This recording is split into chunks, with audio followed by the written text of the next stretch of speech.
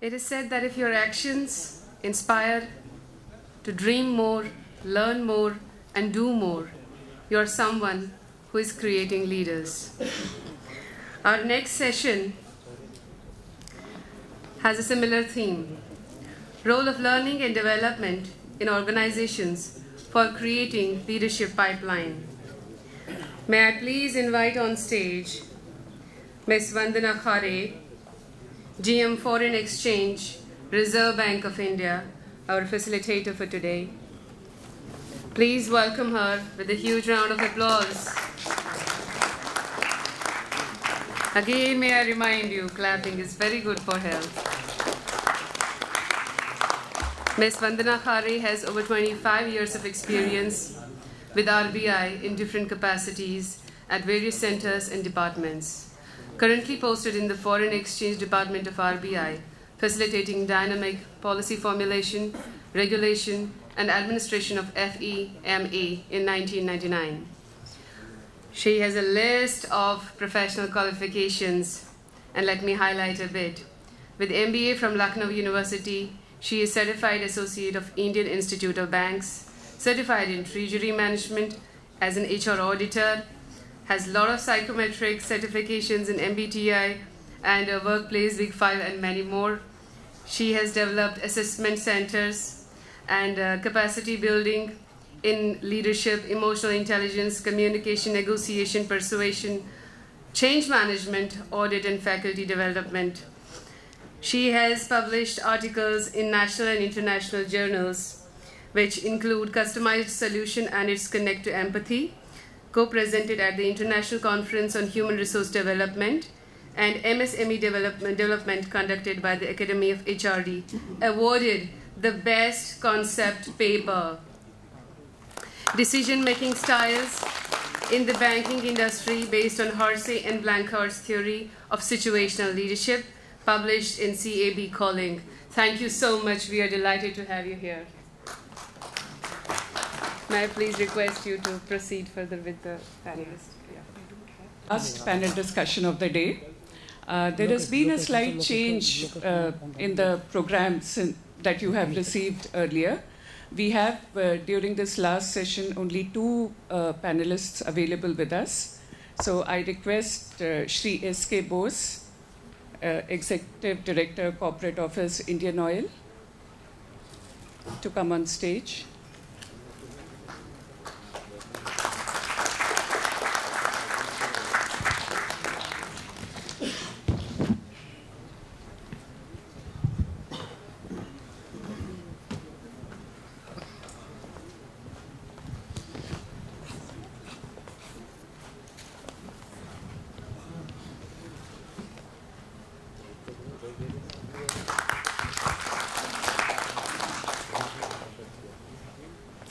Shri Bose has served as General Manager HR of the Panipat Refinery and Petrochemicals Complex, Indian Oil's flagship refinery and the largest petrochemical project in northern India. He's an MTech from IIT Delhi and an MBA from MDI Gurgaon, quite a, I think, starry CV. And he joined Indian Oil in 1985. During a career spanning 30 years, he has served Indian Oil in different capacities in functional areas like operations and maintenance, LPG sales and strategy, and human resources across the geography of the country. Shri Bose was a member of FICCI Energy Management Study Tour Team to Canada and attended the Advanced Management Program at ASCI, Hyderabad, and Bocconi, Italy. He is a life member of ISTD, ATD, QCFI, IEEE, and AIMA. I don't know whether I've missed any of the other 26 alphabets here. He combines his varied experience with an innovative and holistic approach, which has added new angles to the entire stream of functioning in HRD, MS, CSR, and training at Indian Oil Limited. Once again, a round of applause for Shri Bose. Our next speaker this afternoon is Dr. James. Dr. James, I request you to come to the stage.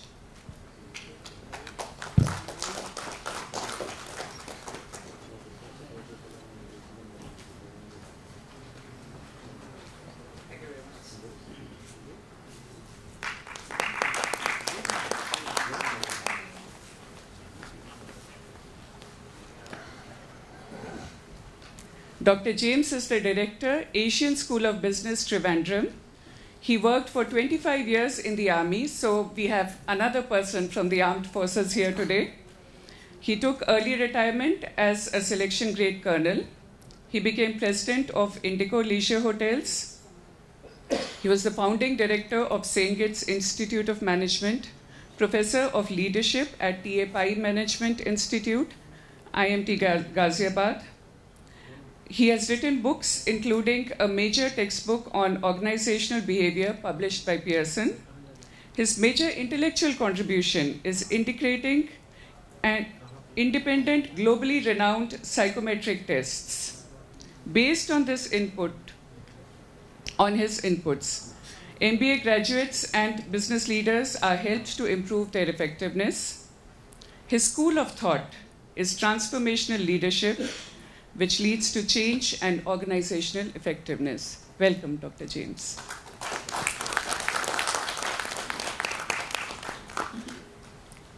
Lord Tennyson had said that good judgment comes from experience, and experience comes from poor judgment, right? Bad judgment.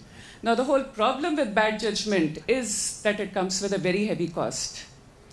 The role of learning and development, I think, is to try and reduce the cost as much as possible.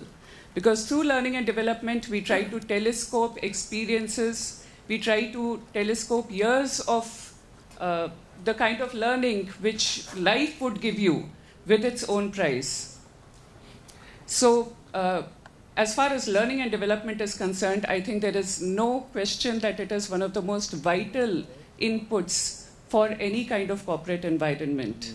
Though, as I think as HR heads over here, you must be asked pretty often that why so much of a budget for L&D? Show me the evidence that it has helped the organization, or has it done anything for our top line? Has it done anything for our bottom line? Well, the bottom line is this. Please quote Tennyson to them every time. Talking of the leadership pipeline now, which is again the topic for our panel discussion, the role of L&D for creating a leadership pipeline. Now, by implication, a leadership pipeline would mean that we are looking at homegrown leaders, people who are working in our organization, who continue to work, and who keep moving up into different leadership roles. Like that book on leadership pipeline by Ramcharan, where he talks of the way leaders move across the organization. So, but what I would like to, for the panel members, what I would like to say, that certainly we look at homegrown leaders, but the current environment, global environment, is one of mobility and cross-fertilization.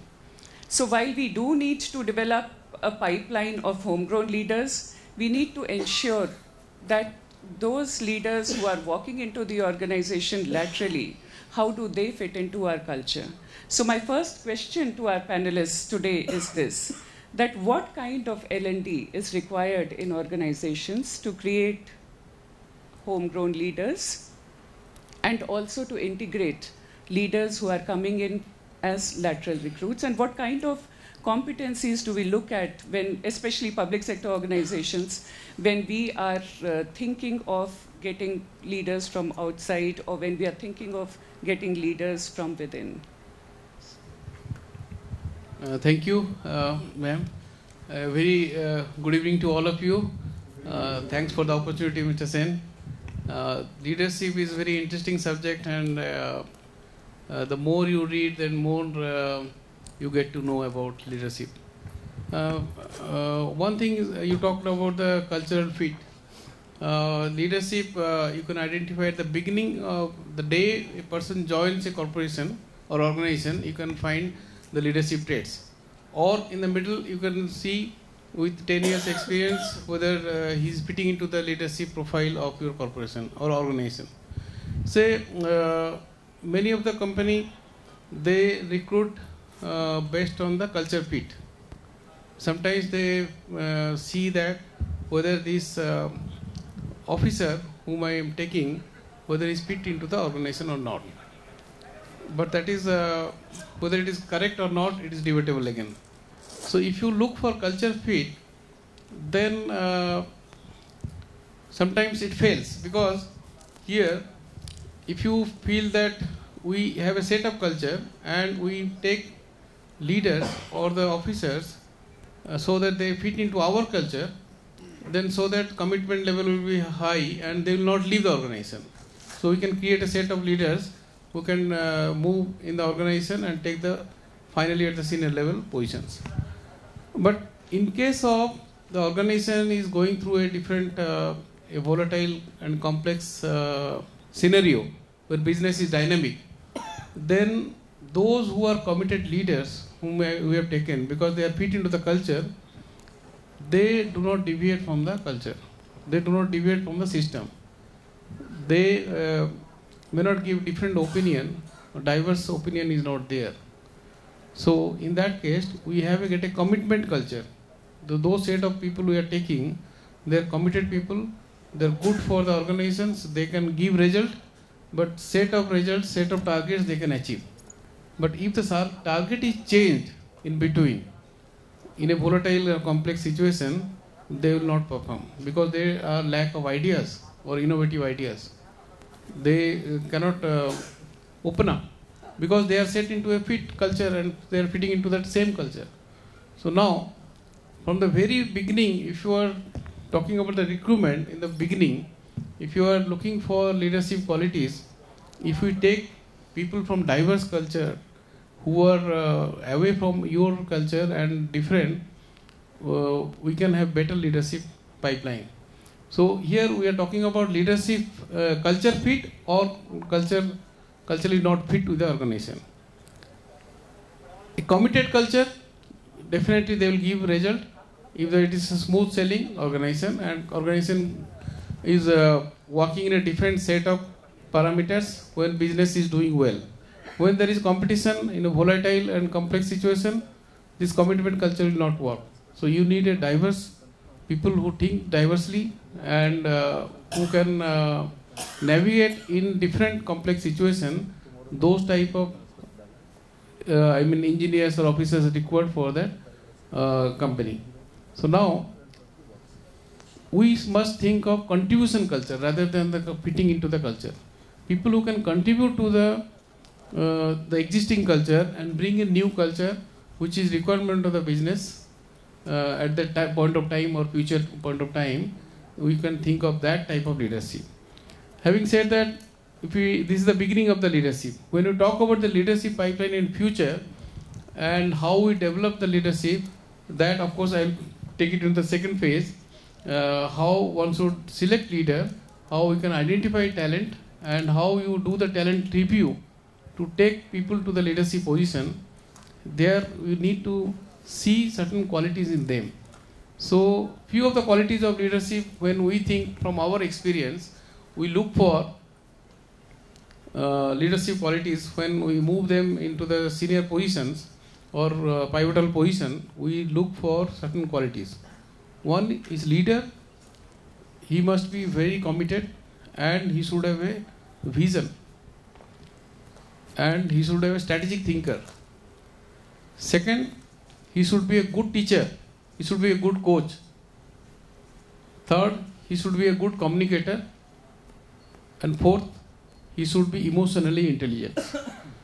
The very fact that this theme of the program, how we define emotionally intelligent leader, that is very important. When you talk about emotionally intelligent, he should satisfy all the 5 components of emotional intelligence. Like when you talk about emotional intelligence, it is not about empathy or motivation. He should be self-control.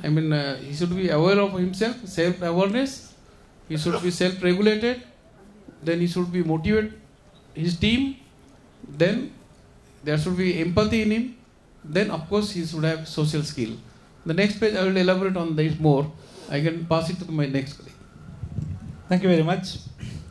See, I'll start this introduction by talking about a very famous research which came up in the Leadership Quarterly in 2012. Between the medical professionals in the US and Cambridge University, there's a famous research which says there is a genotype called RS4950 which predicts the leadership behavior model. So we've gone beyond what we talk about leadership, disassociated, and evolutionary psychology and genetics have come into the leadership.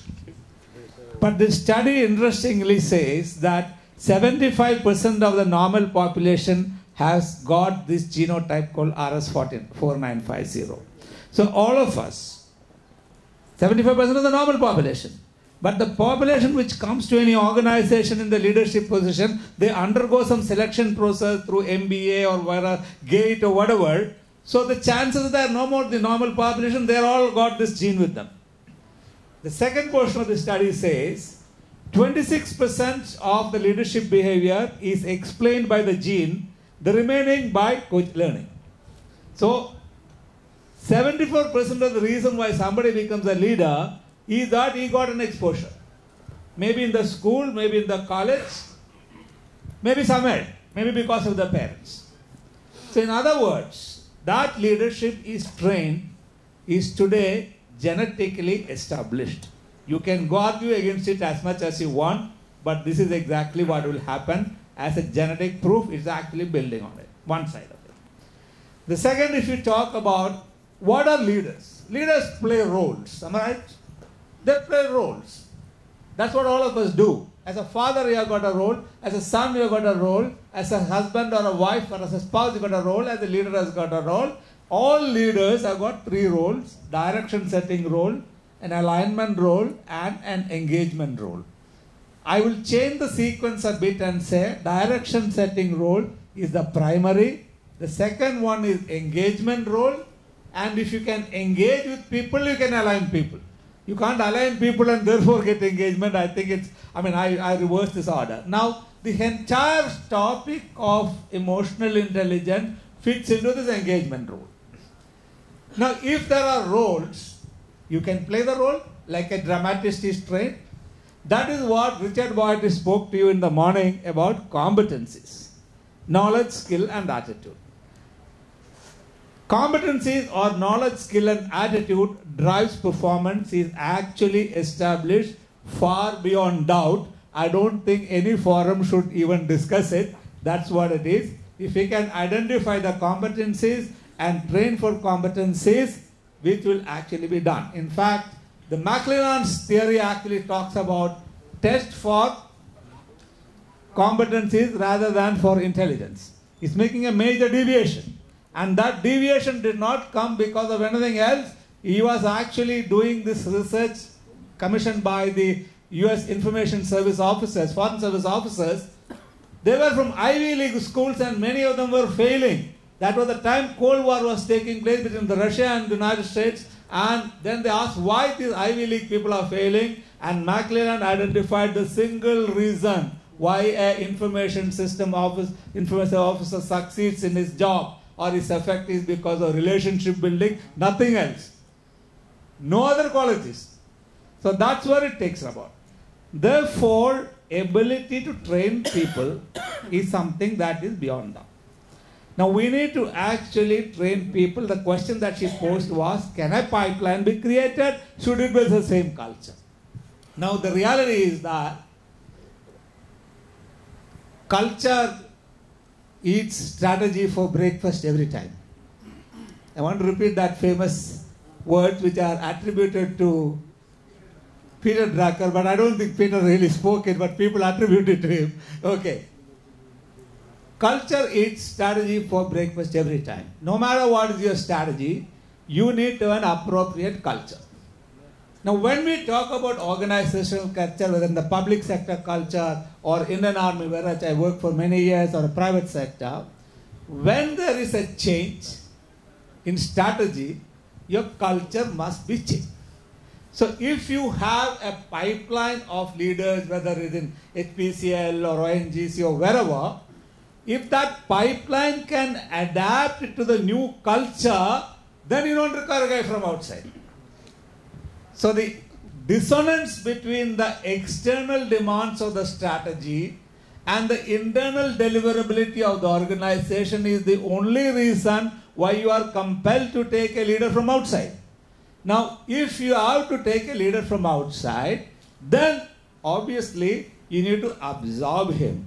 And though a lot of Indian organizations actually parachute the CEOs from outside straight, it is ideal a person comes into the organization, spends 2-3 years, and then picks up the job. So that is what it is. Hence, the pipeline training can be of two types. One is to take a very senior position. Other one is a continuous process. Should we do it? Should we not do it? I just want to quote one example. GE has got a leadership pipeline training center. Can anyone guess the budget? No, huge must have a figure, that will be interesting. Anyone? $1 billion annual. 1 billion. Okay. $1 billion is the budget. And they ask no questions that leadership helps them to go to the next slide. It's assumed. If you look at the Financial Times interview with the head of the person, she says, it is assumed in GE, leadership actually helps us to grow. So we spend $1 billion without asking what is the ROI of that $1 billion. Okay. And the ROI comes in some other ways. Hence, the pipeline is important, but the pipeline has to be adjusted to meet the requirements, is my proposition today. Yeah, I just like to supplement, when you talk about leadership at the top or pivotal position, here if the company is doing well in the Wall Street, or the balance sheet is showing good, then if the homegrown leaders are good. If the company is not doing well consistently and going through a very bad phase, in that case we should think of leaders from outside also. This is the rule in all good companies, and the recent Harvard study also shows when the companies are not doing well, the external leaders are always welcome and they do real transformation. This is happening.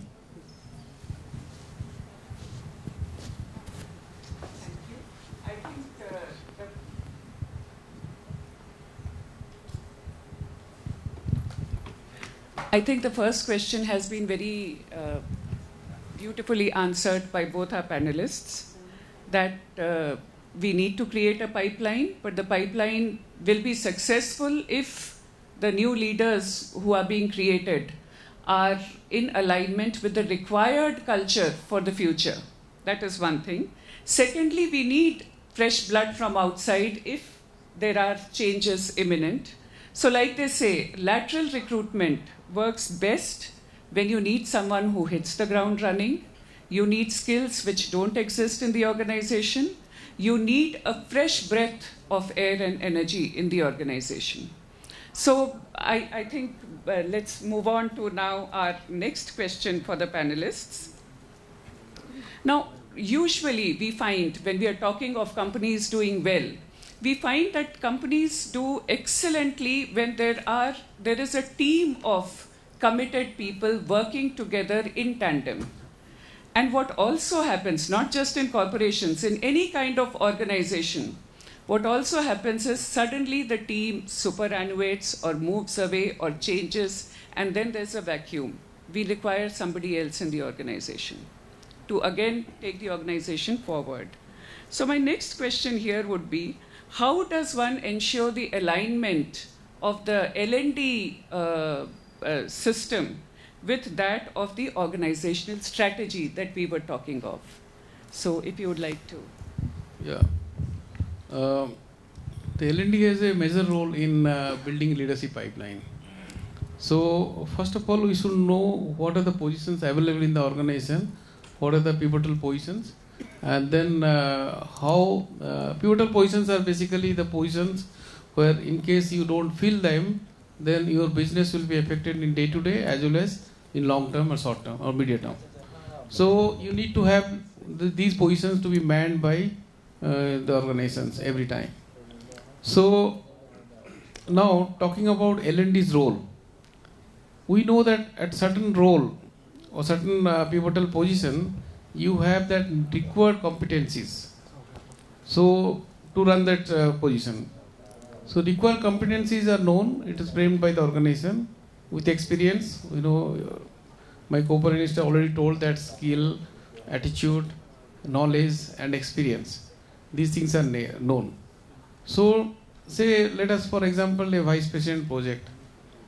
So if he is a vice president project in a multinational company, the person who I am looking for, I can look for 0 in or 4 5 people, and I have to sort out which person has got the required experience to man that position.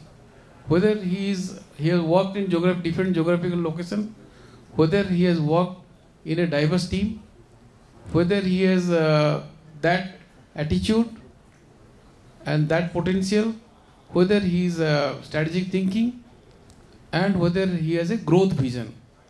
Leaders, I slightly differ with my co-panelist. He's a Lieutenant Colonel, I think.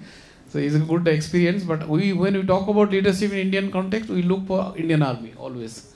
Because they have a lot of homegrown leaders. They cannot bring from any other countries or any other organization. That is known. The Army is the best example for leadership building, leadership pipeline. It is valid for any country. They have their own leadership pipeline, always. Whereas industry can have different leadership at different point of time, from you can say middle, top, or from the entry level. So leaders are not fitting into the role. Leaders are not supposed to work on every role. Leaders are the people who create vision for the organization. They are constantly looking for growth. They are looking for growth vision. Secondly, once setting the growth vision, they look for the opportunity and they look for how to drive this vision. Who will drive this vision? Leaders will drive through high-performing teams. Leaders' job is to create team who are very high trust, high committed, and highly motivated team. So once leaders create this team, high-performing team in the organizations, these teams work for the organization and move them towards achieving this growth vision. So now, having set the growth vision, now you have the strategy. Who will execute those strategies? Not leaders. Their soldiers are there. They will move. They will march and they will achieve these goals. So how to build those soldiers? How to train them? Now starts the role of the L&D. L&D comes and started doing all the functional and behavioral and soft skill training program in the initial level. So to build the pipelines from the bottom up. Now when you talk about when they reach certain level, now you have at senior level positions, leadership position. Now how do you build them? When you want to build them, you have a strategy, you have a leadership competencies, you know the gap. For each potential leaders, you map them against that existing competency requirement. You know the gap. Now to bridge the gap, who will bridge that gap? It is L&D, Learning and Development Team. They will bridge the gap by putting different intervention like moving them in different career path. They move them to different geographical locations to have their diverse experience. They move them to different countries to have working in different culture and different experiences. Then there is a requirement of training. I can call it is a leadership programs. They are moved to different leadership programs, maybe short duration, long duration. Then we need coaching also, coaching intervention. So all these things are responsibility of L&D. So leadership pipeline and L&D, they do go side by side to build this leadership pipeline. Now, once your leadership pipelines are built, then whom to finally choose? There is one position, there are 6 people. How to choose? Who is the leader? Who is the best fit? Now here the senior leaders, they put all effort, they do the talent review. They do the 360 talent review and they see who fits into that. When they look for that, they see the certain qualities in the leaders. who can fit into that position. Then they look for the person has got the growth vision, the person has a commitment, the person can take the team along, the person is highly emotionally intelligent, that is very important. Then the person not only emotionally intelligent, let me add two more things, he should be culturally intelligent as well as socially intelligent. Because culture, social is also part of the leadership. And thirdly, last, one of the point we miss, that he should be spiritually intelligent also. If you don't believe in spiritual, then we miss out something. If you survey all the leaders, they give their success to the Almighty. They think, if you ask any CEO, the survey done by Harvard Business School again, if you ask all the CEO why they become CEO and what they are doing, because of the success is owed to whom, they always say it is because of God Almighty. Because they have, of course, they have gone through all the phases to reach that position, but they say it is Almighty. When in Indian culture also, if you see, if you achieve a position or you get good marks or become topper, you ask any topper in the school or IAS even, they say it is Almighty. So they believe in Almighty, the connection should be there. The moment leaders disconnect with that spiritual intelligence thing, they deviate from that, they then fail. So though all these bondings are required, that is a leader, we look for whom to choose, then we see them, their functionally business knowledge is good, their financial intelligence is there, their emotionally intelligent, they are socially intelligent, they are culturally intelligent, they are spiritually connected. So these factors are required, and when you grow them for this position, the L&D has got a major role. So L&D, when they design the program, they bring all the soft skill along with the functional skill. Thank you. Thank you. I'm inclined to take a quote from President Kennedy and say, American roads are good, not because America is rich. America is rich because American roads are good. Okay, America is rich because American roads are good. And take the same analogy and apply it in the L&D. Organizations become rich because the L&D is good, not the other way. Because of, organizations don't get rich first and then start spending on L&D. That assumption is actually not very true. When I took over, a personal example, as the founding dean of St. Kitts Institute of Management, my chairman asked me a question, James, I want to spend a lot of money on, faculty, development, student, research and all that. But I don't have money, you have to get student, get revenue than I do. I said, it's a very chicken and egg situation. I told him there is neither chicken nor egg. You will have to simply invest in the trainer called faculty, trainer in the thing language. You put your money, if you get the right trainer, then he will actually create the right students because of his effort, and then the students will actually go to corporate, they will get better off, that cycle will take place. He put it into place pretty well. Now when it comes to your question was more related to succession planning and training. Now it's easy at the lower end to find out what are the competencies that are required and create a plan for development of them. It products very fine.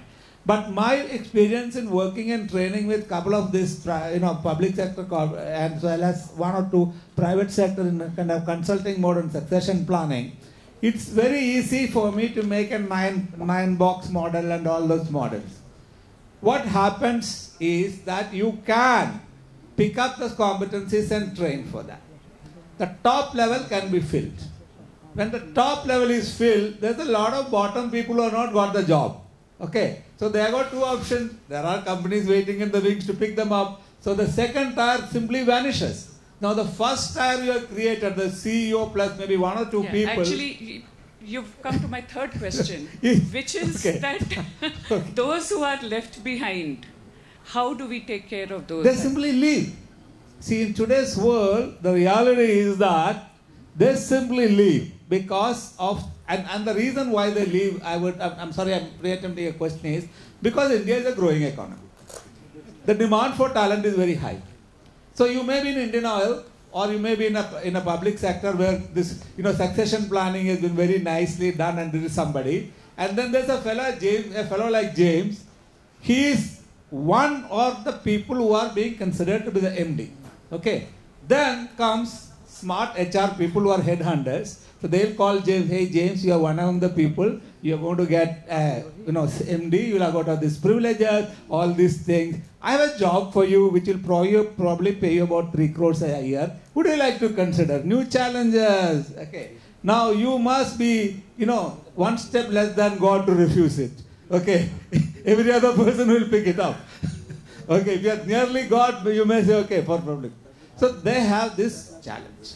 In the private sector, it is also the problem. The moment they make the pipeline will be haunted up.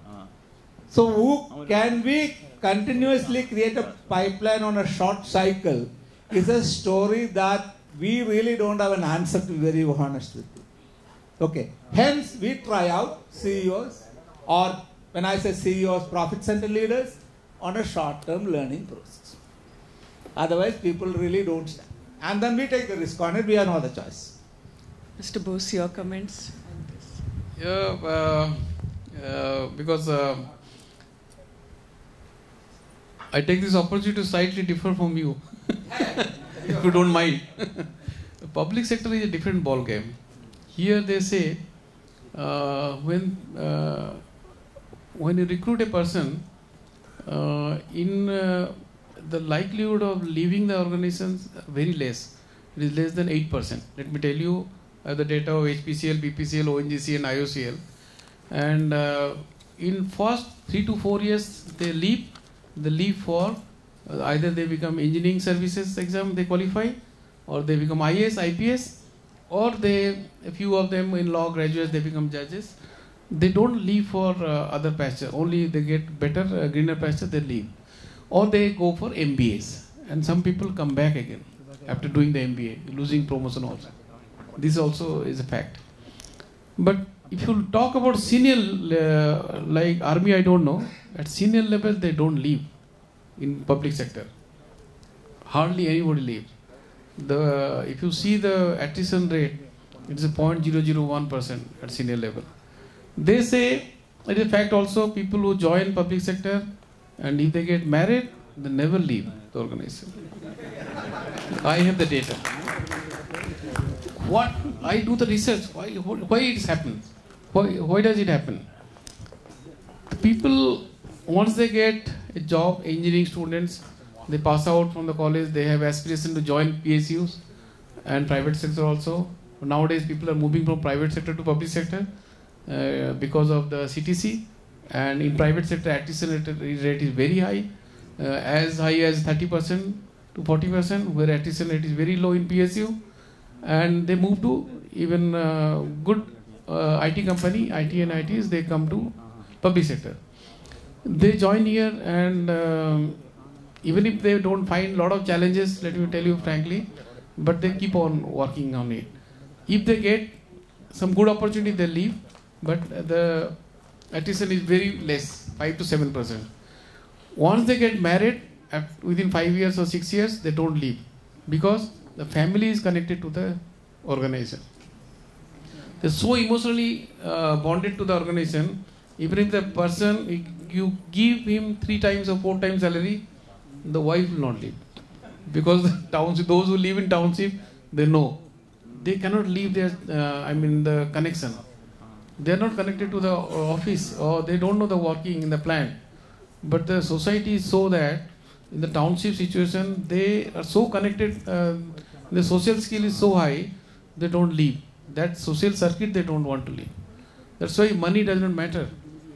So they don't leave. And when you talk about a little bit about L&D role and leadership, here when you groom the leaders, then at senior level, we move people from one place to other. That is a challenge in public sector, and that is a fact. In private sector, if you have a plant in Mumbai or Calcutta in Delhi, they start their job there and retire from there. Given opportunity, they move one or two places. But in public sector, they move maybe in a tenure of 35 years, they move 8 to 10 locations minimum. And they cover 4 to 5 states. Their rich experience of Indian as well as multinational locations, and they gain so much of experience and diverse. Even you belong to one place, the children pick up some language, they forget about their mother tongue. So, and another thing I have seen in the trade, public sector, they are very nationalistic people. They are connected to the nation's growth, and whatever nation decides, whatever the direction comes, they are there to achieve that at any cost. They are committed people, very commitment. They go by the MOU. The MOU achieve, you drill down the MOU from the top level, from ministry level to directors and EDs and lower down. They, throughout the year, they are after MOU to achieve the target. The MOU finally gets down to KRAs. So these are connected, and this training department in PSUs, like private sector also, they also support this functional initiative as well as you can say soft skill. So they keep on moving to achieve these goals all the time. Yeah, even if they are overlooked in the leadership pipeline, I mean, how do we keep them motivated in that case? Yeah, one thing that in public sector is one advantage that here if you see that we cannot change our father and mother, but in PSU you can change your bosses. Great, that's a good learning. So if you have in private sector, it is very chances are less you can change your boss. Private sector you are not. Yeah. A public sector, if you are not working well, very rare cases, one or two things. If suppose you are not comfortable with a particular environment or particular boss, you can move to other locations. You can start fresh. Challenges are different. Thank you. Now I throw the floor open for audience questions. Somebody has given questions? Or any suggestions? Any thoughts?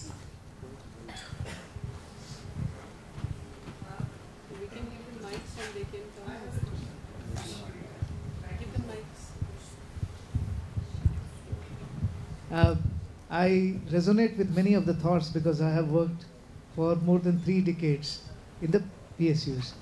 But I would also like to know from the facilitator, Ms. Vandana, what is the scenario in banking? Whether it is PSUs, because you deal with both the PSUs as well as the private sector. What to do in terms of learning and development which ensures that there are leaders for today and tomorrow? How do you identify them if you do? How do you nurture them? Mm-hmm. And how do you give them experiences which helps develop those competencies which matter today and in the future? Okay. Yeah.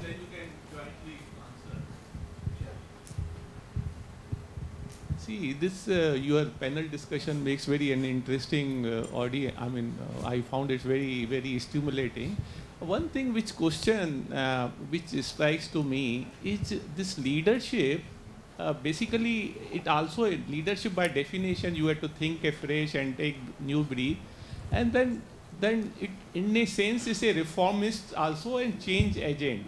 Now, once a person at the top level leadership start changes, the tyranny of changes is such that when the persons who get benefited, they tend to forget those changes, and those who lose in those reforms, they become very vengeful. Now, this what is driving me to ask this question is genuine case.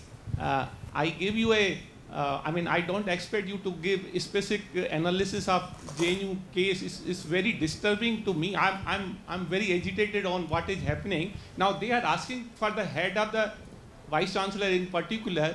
And to me,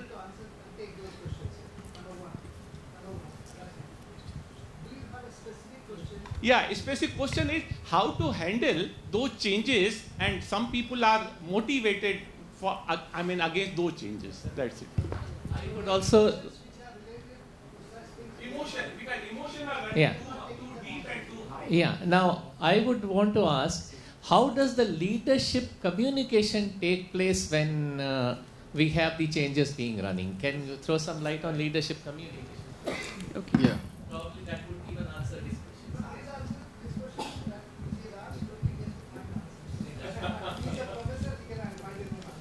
Right. So the first question, Dr. Sen, that you had asked was that in this changing environment, how do banks and generally how do we continue to be relevant? That is the point you're saying. So what, especially about the financial sector, what I'd like to say, like say those of you who are engineers, I think a lot of people here are engineers. Well, the basic theory of engineering remains. I mean, whatever are the mechanics or the laws of motion or all those laws are universal. Whereas banking is a very, very changing environment. The definition of banking, the way it was 70 years ago and what banking is today is completely changed. The way transactions happened even 5 years ago and the way transactions happen now is changing. The way the definition of money itself has undergone a change. Now you have these mobile wallets, which is something absolutely new. So the biggest thing that I think the financial sector invests in is learning and development. Like, let me give the example of Reserve Bank. We have multiple institutes, training institutes, because as it is, we are a monopoly organization, the only central banker, obviously, by definition. So we have the CAFRAL, we have the RBI Academy, we have a staff college for our officers, we have zonal training colleges, we have invested, we are we have invested along with other banking and financial institutions in several training institutions, and a lot of research also keeps happening. There's a lot of cross-pollination that happens. We engage with, suddenly we find ourselves these days engaging tremendously with technology firms and companies. So it is, even though certain people in the pipeline are being overlooked, maybe, in the traditional sense for promotion or for the next role, but then we find that roles keep changing. And you find people who have been suddenly finding themselves not in the traditional pipeline, have suddenly found a new role for themselves. Like there are people who were not fitting in the traditional style of banking, now have found that there is a lot of technology in banking that is happening where they can get connected and find a relevance, reinvent themselves. Similarly, when things are changing so fast, we find that suddenly emotional intelligence, emotional capabilities, competencies come to the fore. And somebody who was considered a very good banker 10 years ago, you find that there is now a new role, new scope for people who are more people person rather than money persons, so to speak. So that is the way we keep on finding relevance and the way we invest in training. So would you like to say something before I address? I agree to your Vandana, because these ATMs in financial sector is visible. You can see that. Similarly, in oil sector, you can see the retail outlets, petrol pumps, gas stations. You can see them. But we are also changing.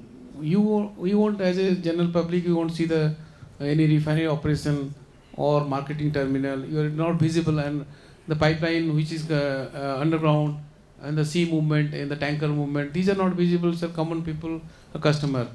But if you see, 30 years back, the list of companies which were in Fortune 500 list, and today's list, 90% of them are not there. But you will find HPCL, BPCL, IOCL there. Why? Why? Because this we studied, why they are still there. Because they have also adopted the technology silently. Yeah. With the change of technology, because the business is driven by the environment and emission standards. It's a 5 more minutes. So, yeah. So quickly I'll make 2 points. So the moment the business changing, the emission standards are changing, these oil sectors are also changing, and other sectors are changing to the need of the customer. So it is a customer-driven business nowadays. So here, we don't have any transaction. If you see, the banking sector is also aligned to the, core sectors. The way you function, we also function. There is all e-transaction. Secondly, when you talk about that leadership, I'll take his point because he's a valid point. When you talk about the 9 by 9 box, the top, we are looking at 9 by 9. These are the top leaders and talent pipeline. We are building from them. At the same time, we are not forgetting 1 by 1. The people there, you cannot expect that everybody to be 9 by 9. Then everybody will become chairman and director, and no soldiers will be there to work for the business, to run the business. So here there is 1 by 1, 2 by 2, 1 by 2, 2 by 2 people are there. We also keep monitoring them. We have a different intervention from L&D side. We take them in a different program, self-development program. We have tied up with some institutions. I will not name them because we have tied up. We send them batch by batch, and we don't select 1 by 1 or 1 by 2 people. Those who are fitting into that box, lower side with low potential, low say performance people. We deliberately take 8 by 9, 9 by 9, few people. Say out of 20 people, 2-3 people are on the top quadrant, mix and send them to educational institute, and we have a 3 to 4 days intervention, mostly 3 days in psychological intervention to bring them back to the performance level. We know the potential is not there. They are the solid citizens. They keep contributing. They know they cannot go up to that level. Leadership pipeline, everybody will not fit, but they are also there. In the society, in PSU, are well connected. We cannot deviate the requirement of the society. We take everybody. In the inclusive society, we will also make our strategies so that we take everybody in. And we know that everybody cannot go up, but we have a L&D intervention, we take care of them. I will a slightly and probably very significantly different point, because I had the Indian Army 25 years, I was Joint Director Manpower Planning. The picture is not as rosy, I wouldn't say, as he says, because when I became the Joint Planning, Indian Army said, career progression. Therefore, we want some people to have, voluntary retirement and a golden handshake. So the chief told James, invite application forms. I had 7,000 application forms for voluntary retirement. 95% of that were people who were qualified in staff college. 96% had 8 or 9 out of 10 point ACR. So I locked this thing up, sent this note to the chief. The chief called me and asked me, what do you do? I said, why don't you delegate this job to me? I'll do the appropriate thing with this. So he, after a little bit of discussion, okay, do find some about it. I said, I'll do, don't ask me any questions. He said, okay. So the next Sunday I called my assistant plus 2 laborers. We actually did what? We carried all this thing, and near the south block there is an incinerator. I put all 7,000 into the incinerator, send a completion note to them, and that this matter may be treated as closed. We could do that because the Indian Army can actually stop a person from leaving. So I told him, let's not touch this, because we don't have a problem with brigadiers and above. They will stay. We don't have a problem with majors. They will also stay. We have a problem for this highly qualified, highly risk-taking brand who are in the middle and in his 30s. These are the people who will become battalion commanders, you will say, and lead their organization into battle better. And this was happening just before Kargil. Okay, I said, it's closed. I said, we probably made a mistake, never open it. Okay, it will never work. So that's one side of the story. So you will find, even from the public sector exit, the top you may not have a problem. Okay, the bottom in any case will leave appropriate time. Now, the appropriateness is very important. Sector appropriateness. I want to now talk not only about the public sector, private sector also. The opportunities in the private sector becomes a deciding factor for an individual and the success of it. And this motivation or the exit is not so simplistic. It makes on multiple factors. My son is going on 12th, I will not leave. I want to be in Bombay in the same school. Okay. I have a wife who is working here or a spouse is working here, then I will also not leave. So if you have a system, it is actually possible to predict through HR analytics. In fact, we have done it along with Vineet in many times with using the data in TAPME. Yeah, multiple factors. So it's actually for you to predict. Now, overlapping that prediction analytics on your training, if you do, you can succeed. Thank you. Thank you so much. Moment.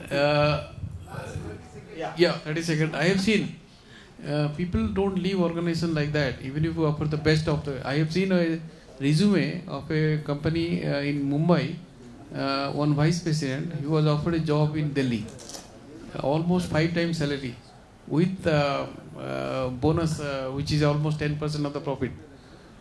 But he said, if you give everything also, but still I cannot leave Bombay because the office is in Delhi. Those who will from Bombay, they will appreciate. Thank you very much, Mr. Bose and Dr. James. I think we have wound up in time. Your question is unanswered, but we'll take it offline. We'll take it offline. Thank you. Thank you so much. It was really insightful and interesting. I would request Ms. Vandana Khare to please honor our guests.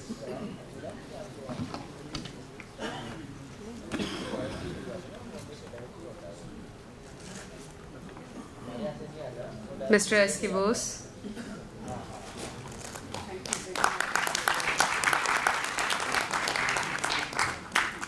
Colonel James.